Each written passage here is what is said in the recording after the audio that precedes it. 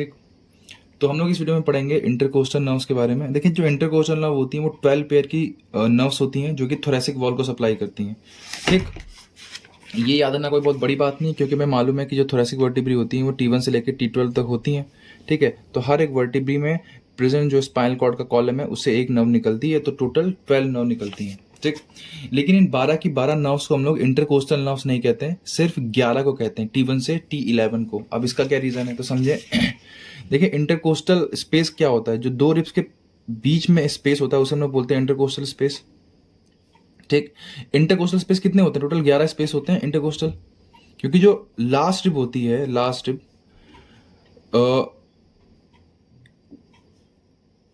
उसके नीचे से जाती है एक नर्व, जो T12 वाली होती है इसके नीचे से जाती है, समझ रहे हो, ये इसके नीचे से जा रही है, तो ये इंटरकोस्टल स्पेस में नहीं जा रही है, ये इंटरकोस्टल स्पेस नहीं, इसके लिए टर्म यूज होता है सब कोस्टल, कोस्टल के नीचे, ठीक। तो इसीलिए जो 11 इंटरकोस्टल स्पेस होते हैं उनके लिए ये 11 इंटरकोस्टल नर्व्स उनको सप्लाई कर देती हैं। लेकिन जो 12 वाली होती है ये सब कोस्टल नर्व इसे कहते हैं, क्योंकि ये 12th रिब के नीचे से पास होती है, कि वो किसी इंटरकोस्टल स्पेस में पास नहीं होती, ठीक। अच्छा, अब देखिए जो इंटरकोस्टल नर्व है इनको हमने फर्दर कुछ चीज़ों में डिवाइड करा है। देखिए जो T1 और T2 ये होती है इंटरकोस्टल नर्व, ये थोरेसिक वॉल को तो सप्लाई करती ही करती है, प्लस ये कुछ अपर लिम्ब को भी सप्लाई करती है, कुछ पार्ट ऑफ अपर लिम्ब को भी सप्लाई करती है, ठीक। लेकिन जो T3 से T6 वाली स्पाइनल नर्व होती हैं, T3, T4, T5, T6, ये सिर्फ और सिर्फ थोरेसिक वॉल को सप्लाई करेंगी और किसी को सप्लाई नहीं करती हैं, ठीक। ये बोलती हैं कि भैया हम गद्दारी नहीं करेंगे, हम अगर थोरेसिक वर्टिब्रे से निकले हैं तो हम सिर्फ थोरेसिक वॉल को सप्लाई करेंगे, T3 से T6, ठीक। और जो T7 से T11 होता है ये भी थोरेसिक वॉल को तो सप्लाई करती ही करती हैं, बट साथ में एब्डोमिनल वॉल को भी करती हैं, इसीलिए हम लोग इन्हें बोलते हैं थोरैको एब्डोमिनल नर्व्स, ठीक। और जो सब कोस्टल नर्व होती है ये प्योरली एब्डोमिनल वॉल को सप्लाई करती है और स्किन ऑफ बटक को सप्लाई करती है, ठीक। अच्छा, तो हम लोग को पढ़ना है मेनली टिपिकल थोरेसिक नर्व्स, क्योंकि यही एग्जाम पॉइंट ऑफ व्यू से इंपॉर्टेंट है, ठीक। तो देखो समझो, एक टिपिकल इंटरकोस्टल नर्व जो होती है, टिपिकल इंटरकोस्टल नर्व ये कैसी दिखती है तो समझो, ये स्पाइनल कॉर्ड है, ठीक है, ये इसका पोस्टीरियर रूट है और ये एंटीरियर रूट है। पोस्टीरियर रूट से एक नर्व आती है, एंटीरियर रूट से एक नर्व आती है, और ये मिलके बनाते हैं एक ट्रंक। क्या बनाते हैं, एक ट्रंक।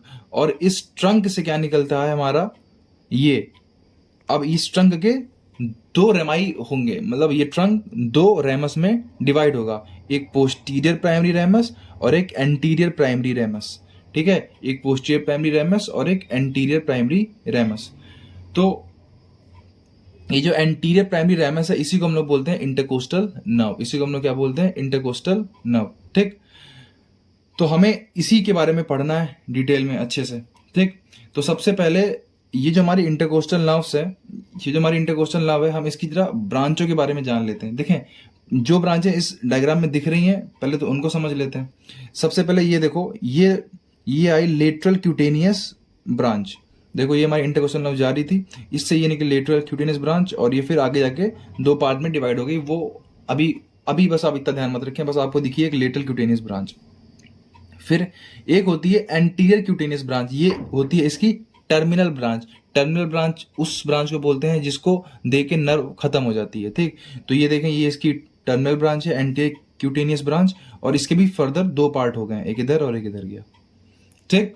अच्छा, अभी हमें बस इसकी दो ब्रांचेस दिखी हैं। अब मैं आपको दिखाता हूं इसकी तीसरी ब्रांच है। देखें ये जो मैंने हरे रंग से ड्रॉ करी है, इसमें ये नर्व जो है ये सिंपैथेटिक गैंग्लियन से कांटेक्ट कर रही है, सिंपैथेटिक गैंग्लियन से कांटेक्ट कर रही है, ठीक। अब ये आपको ध्यान रखना है कि grey rami communicantes and white rami communicantes, इनके थ्रू जो हमारी इंटरकोस्टल नर्व होती है, टिपिकल इंटरकोस्टल नर्व, वो सिंपैथेटिक गैंग्लियन से कांटेक्ट करती है, ठीक। अगर आपको इतना ध्यान नहीं रखना है तो आप बस ये लिखें कम्युनिकेंटस ब्रांचेस जिनके थ्रू ये कांटेक्ट करती है सिंपैथेटिक गैंग्लियन से। तो मैंने आपको तीन ब्रांचें दिखा दी हैं। फर्स्ट ब्रांच जिससे वो सिंपैथेटिक गैंग्लियन से कांटेक्ट कर रही है। Second branch lateral cutaneous branch, ये क्या करती है, ये जो हमारी लेटरल साइड की स्किन होती है थोरेसिक वॉल को, उसको सप्लाई करती है। ये हमारी एंटीरियर क्यूटेनियस ब्रांच, ये जो हमारे एंटीरियर साइड की स्किन होती है थोरेसिक वॉल को, उसको सप्लाई करती है, ठीक है। तीन ब्रांच दिख गई हमको। चौथी ब्रांच जो है वो ये तीनों ब्रांच हैं, ये तीनों ब्रांच, ये है मस्कुलर ब्रांचेस। जो इंटरकोस्टल स्पेसेस में मसल होती हैं, कौन कौन सी मसल होती है? External intercostal muscle, EICM, IICM, और एक मसल आपने पढ़ी नहीं होगी क्लास 12th में, लेकिन वो एक होती है, उसे बोलते हैं इंटरकोस्टैलिस इंटीमस। इंटरकोस्टैलिस इंटीमस छोटी सी मसल होती है और इनर मोस्ट मसल होती है, ठीक है। तो इन तीनों मसल को सप्लाई करती हैं इसकी मस्कुलर ब्रांचेस। तो हमें टिपिकल इंटरकोस्टल नर्व की 4 ब्रांचें दिख गई। कौन सी ब्रांच? एक वो ब्रांच जो सिंपैथेटिक गैंग्लियन से कांटेक्ट करवा रही है इस नर्व का, दूसरी लेटरल क्यूटेनियस ब्रांच, तीसरी एंटीरियर क्यूटेनियस ब्रांच, और चौथी मस्कुलर ब्रांचेस, ठीक। अब समझते हैं इसको। देखो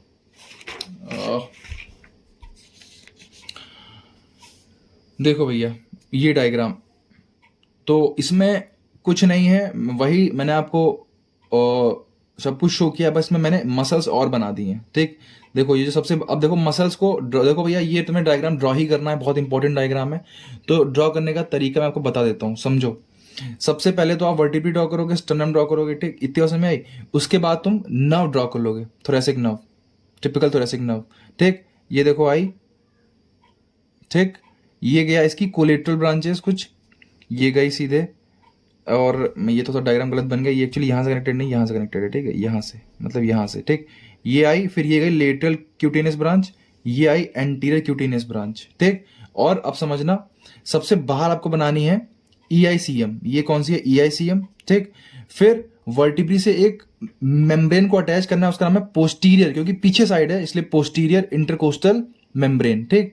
पोस्टीरियर इंटरकोस्टल मेम्ब्रेन, फिर उससे अटैच जो मसल वो है IICM, और वो जाके इंसर्ट हो रही है कहाँ पे? स्टर्नम पे, ठीक। फिर सबसे अंदर मसल बनानी है इंटरकोस्टैलिस इंटीमस, ठीक।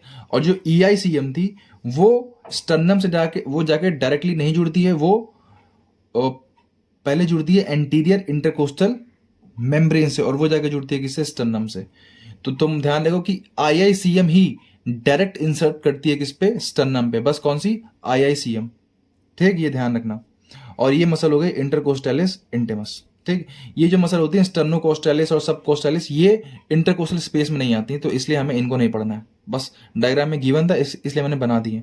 तो आपको ध्यान रखना है कि जो तीनों इंटरकोस्टल मसल EICM, IICM और ये इंटरकोस्टैलिस इंटीमस, इनमें से सिर्फ IICM का इंसर्शन डायरेक्ट जाके किस पे होता है? स्टर्नम पे, ठीक। अच्छा, इतनी बात समझ में आती है।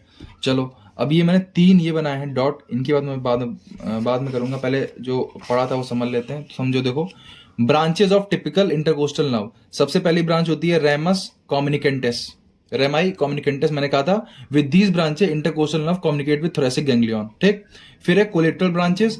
अब देखो कोलेटरल ब्रांचेस क्या होती है, मैं आपको अभी बताता हूँ। पहली बात तो अराइज इन पोस्टीरियर पार्ट, ये पोस्टीरियर पार्ट में अराइज होती हैं, वो उस डायग्राम में नहीं दिख रही थी, बट इनमें दिखेंगी। ये देखो, ये होती है कोलेटरल ब्रांचेस, और ये पोस्टीरियर साइड में क्या हो रही हैं? डिवाइड हो रही हैं, पोस्टीरियर साइड में, ठीक।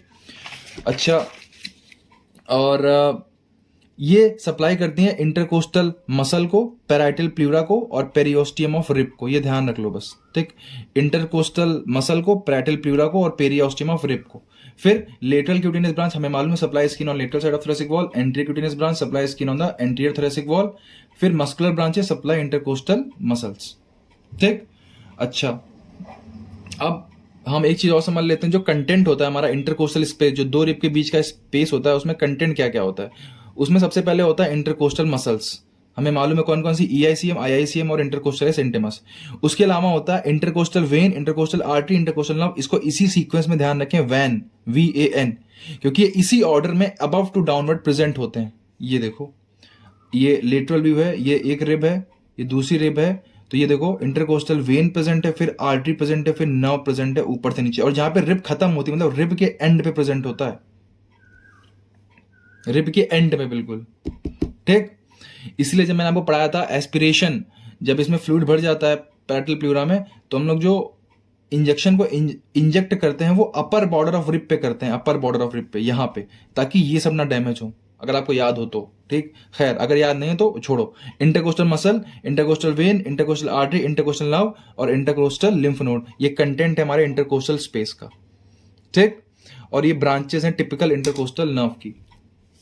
अब एक अप्लाइड क्वेश्चन है, ठीक, मैं उसको लिख नहीं रहा हूं, बस आप समझ लो क्वेश्चन आ सकता है। क्वेश्चन कैसे आ सकता है कि अगर कोई कोल्ड एब्सेस हुआ हमारे थोरेसिक कैविटी में, कोल्ड एब्सेस, कोल्ड एब्सेस का मतलब होता है कि एक ऐसा फोड़ा जिसमें इन्फ्लामेशन नहीं है और वो जनरली इन्फेक्शन की वजह से हुआ है, ठीक, उसमें इन्फ्लामेशन नहीं है, वो इन्फेक्शन की वजह से हुआ है, तो उसमें पस कलेक्ट होती है। तो जो पस कलेक्ट होगी, पस कलेक्ट होगी वो इन 3 जगहों पे होती है, ये 3 जगहों पे। अब इनको याद कैसे रखें, जहां पे ब्रांचेस टूट रही है ना, ये देखो, जहां पे ब्रांचेस में डिवाइड हो रही है ना, वहां पे होती है। जैसे कि ये इसकी कोलेटरल ब्रांच जो हो रही है, ये वो हो रही है डिवाइड, ये इसकी लेटरल क्यूटेनियस ब्रांच हो रही है डिवाइड, और ये इसकी एंटीरियर क्यूटेनियस जो एंटीरियर क्यूटेनियस ब्रांच है वो हो रही है डिवाइड, ठीक। तो इनकी पोजीशन ध्यान रखना, ये होता है लेटरल टू इरेक्टर स्पाइनी, ये होता है in the mid axillary line, ये तो साफ साफ दिख रहा है कि मिड एक्सिलरी लाइन, और ये होता है लेटरल टू स्टर्नम। तो जो कोल्ड एब्सेस होता है उसमें जो पस कलेक्ट हो सकता है उसकी मेन 3 साइट होती हैं, या तो लेटरल टू इरेक्टर स्पाइनी, ठीक, और in the mid axillary line, और लेटरल टू स्टर्नम, ठीक। तो ये हमारा खत्म हो गया टिपिकल इंटरकोस्टल नर्व। देखिए आपको ये जो फिगर है इसकी प्रैक्टिस करनी ही है, ये बना के ही आना है, ठीक है, इंपॉर्टेंट है। Okay, thank you.